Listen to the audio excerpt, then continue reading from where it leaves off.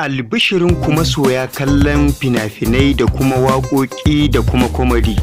Ga wata channel mai suna Babsam Comedy TV wadda za ta rika kawo muku shirye-shirye kala-kala iri daban-daban nau'i-nau'i.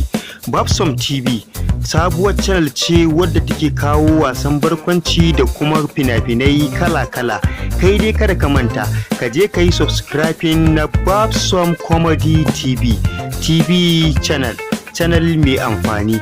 Channel za ta rika kawo muku fina-finai da kuma waƙoƙi da kuma comedy kala-kala iri daban-daban nau'i-nau'i. Ubunka da yanzu ya zanen shabu.